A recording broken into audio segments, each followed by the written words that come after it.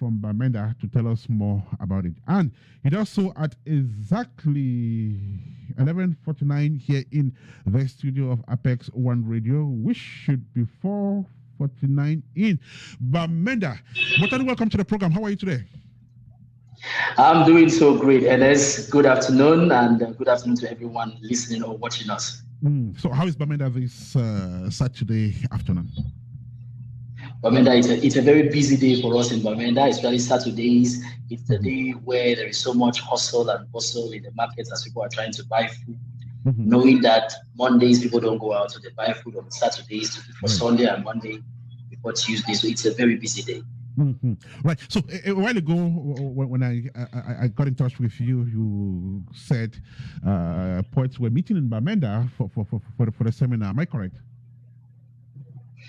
Yes, it was not just a seminar for poets, and it was a seminar for artists in the Northwest, organized by New Breed Africa Foundation.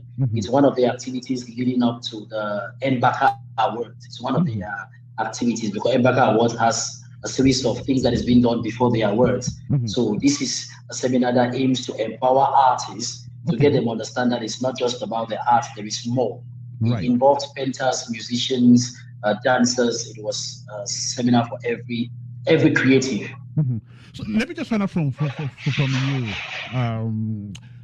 What is the population of poets in Bamenda? How large is the group?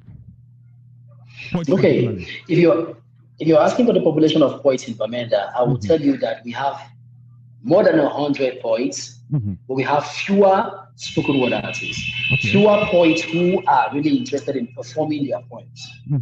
So we have more than 100 poets who just write, and most of them are even online. They write a lot, but when it comes to stage performances, we have less than that number. Okay, and given that artists were meeting, like artists in general from different domains were meeting today, let me just use that opportunity to find out from you, how is the interaction between poets and other artists, and how do you relate your work with those who do music, those who do other forms of art, for instance? Okay. And let's remember that art, especially poetry, is something very deep, and most times it's about a play with words. Sometimes it's a play with the emotions, and sometimes, as I told you, as we worked on the first album, we got to realize that we have to interact more with the other forms of art that are already trending. So this was an opportunity for us to interact with musicians and instrumentalists, as well as also interact with dancers, because we intend to involve them in the art so that the message can go wide. It's not just about the poetry, but most of the poets in this region, we intend to create positive impact. And to create that positive impact, we are willing to use all the other forms of, we are willing to bring together all the other forms of art just for that message to go out. So if we have a poem and we feel like using a dancer will send the message better, this was an opportunity for us to connect with the dancer. Then we have another poem and we feel like using an instrumentalist to give us guitar or even the drum will send the message better, we will use them. It was just an opportunity for us to network with all of them. And we've had poems that we need a painter. You're performing and he's painting the emotions, he's painting the story. And it helps give more power to it. It helps even those who don't hear, the deaf and the dumb, to be able to understand what you're saying. So it's an opportunity for us to interact with all of them and bring out the best and send out the positive impact we aim to create. So how do these other groups regard your own group? Do you get readily accepted by artists from other domains? The most beautiful part about it is that the musicians are very receptive. They're very receptive because they too say, at the end of you juxtaposing words, they learn a lot. At the end of you juxtaposing words, they get inspired to write a song. So most of them are very receptive because it helps inspire them to write more and do more with their own art. Painters too, the painters, they are receptive, but their challenge is sometimes we flow too fast on stage that they cannot paint within that period. That's the challenge that they face. So they always tell us, okay, let's if you want me to do something, at least be a little bit slower on stage so that I can paint according to your pace, and so that by the time you're ending with your poem, I would have done a painting that depicts the emotions or the story you were trying to tell. But dancers are always ready. They are always ready. They always love to do like a poetic dramatization with dance moves of what the story is about. It's been amazing so far. On African Fiesta, we talk art and culture. We present the continent in its different facets, and we share African values. We are speaking live with Motani. He is a spoken word hero, of course, because he's done great works, you know. So tell us about your most recent projects and the upcoming ones. I know with Swagger, you guys do a lot. So do you have any events coming up, or some events of late? We had an event on Valentine's Day. That was the Poetry Niche. The event was at Le Biberon in Foncha Street. So it was an event to celebrate love. And we were so amazed with the turnout and the interactions, because we had to also meander. We had to also mix the program with a cappella performances and also karaoke performances. So it was really, really a nice, successful event. And the lovers and people who attended were really, really impressed. Concerning upcoming events,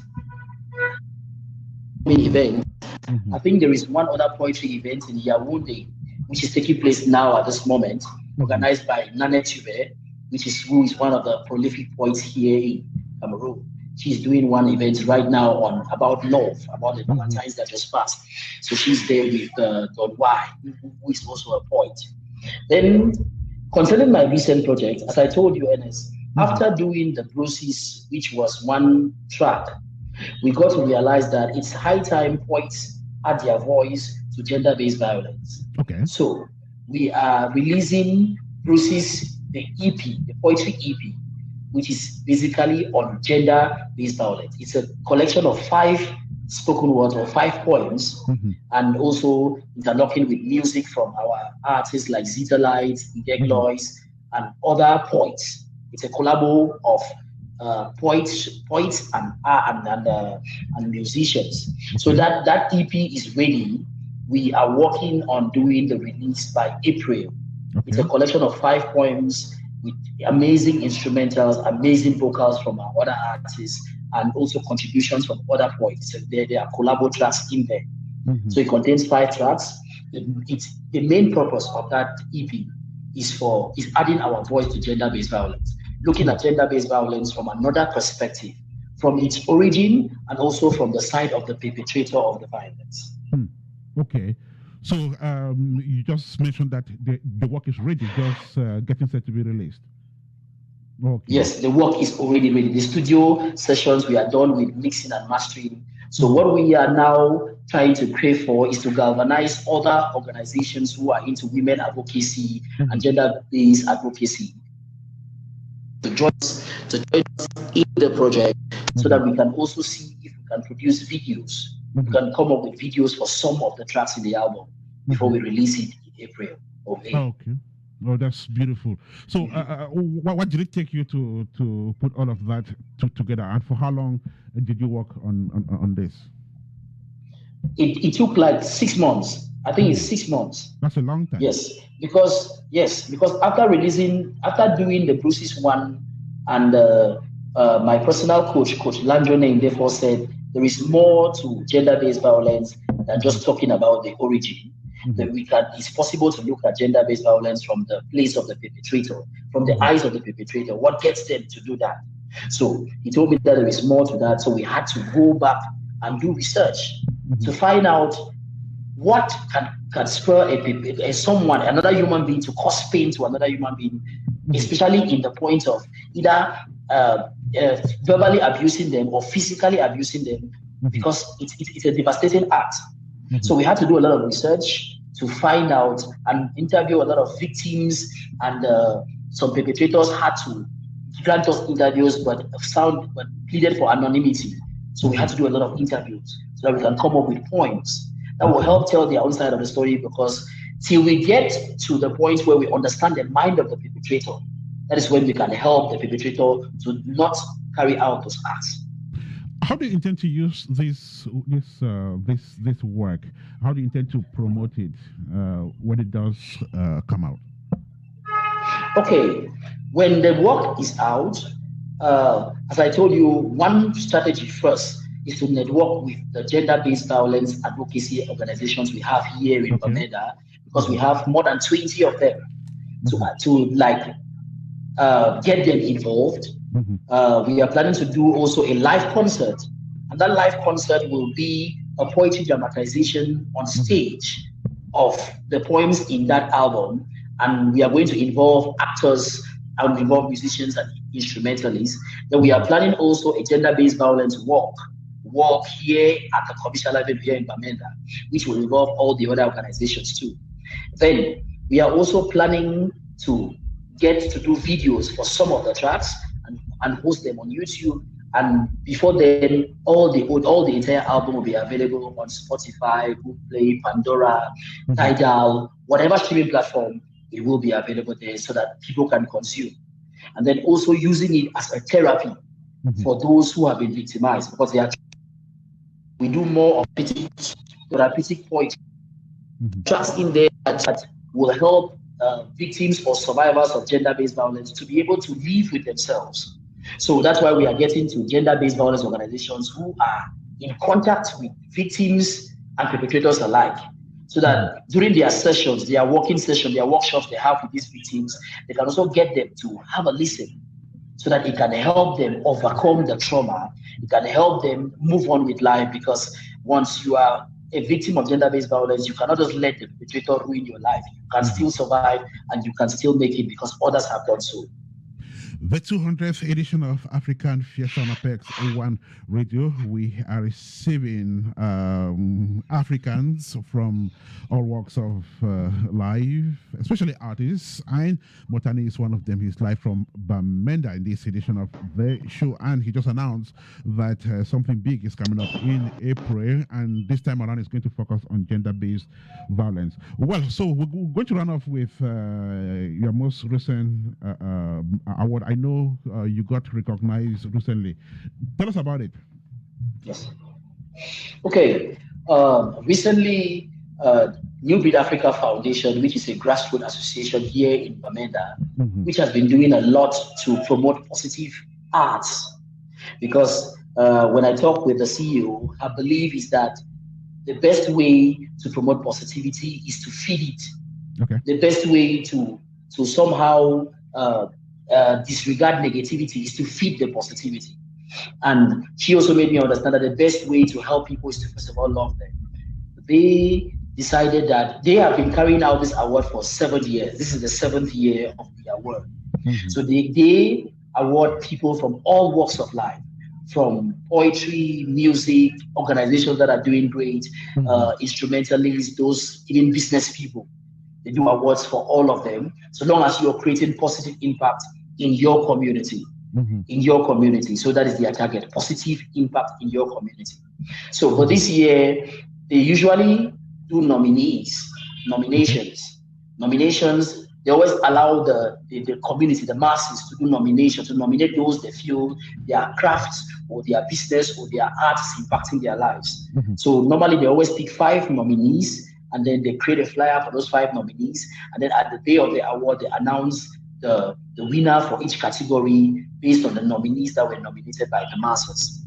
So this year, they decided that rather than keeping the suspense, they decided to do it differently. They had to get the nominations from the masses, and from the nominations from the masses, they picked 2 in each category. 2 in each category that have been creating positive impact, and they had to make what they call the Impact 70 chart. So the Impact 70 chart contains 70 sons and daughters of the Northwest region, home and abroad, that are creating positive impact in the Northwest region.